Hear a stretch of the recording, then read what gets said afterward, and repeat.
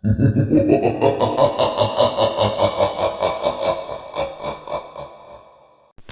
လန်အစဘာကြီးမှမသိတဲ့လူကနေထိုင်ရနေထပြီးမင်္ဂလာပါတဲ့အဲ့ဒါမောရဲဆိုပြီးတော့ထပ်ထိုင်တယ်ထူးဆိုပြီးတော့သူတွေများဟာတွေရှောက်ကြတဲ့ဘူးဒီခရမ်းဒီ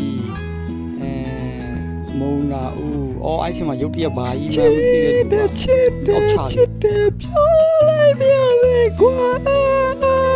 လေနာရောက်တဲ့ခိုင်မှာအဲ့ဒါကျွန်တော်တန်တောင်းလာဗျာ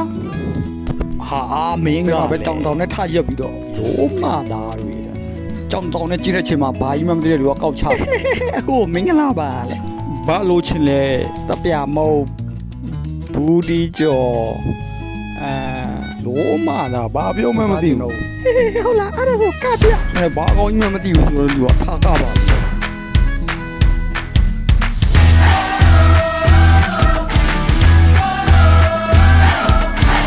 မင်းအဲ့ဒါဆိုငါ့လိုကားတက်လာကွာဟာအကူကလည်းဗျာရတယ်ကွာကားကွာ900ပြီဟာအကူကလည်းလဲလိုက်တာဗျာ1000ပြီမင်းကလည်းကွာတော်တော့ပြီပေါ့အလုံးမသားသားကြီးဆိုပြီးတော့ကျေးဇူးတင်တယ်ဆိုပြီးတော့နှုတ်ဆက်ပြီးတော့တတဆိုပြီးထွက်တော်လိုက်ကြတာပေါ့ဇလန်ကလည်းပြီးရောတာပေါ့ကျေးဇူးတင်ပါတယ်ဒီနေ့ကတော့ဒီလောက်ပါခင်ဗျာနောက်နေ့ကျရင်ဆက်တင်ပါအောင်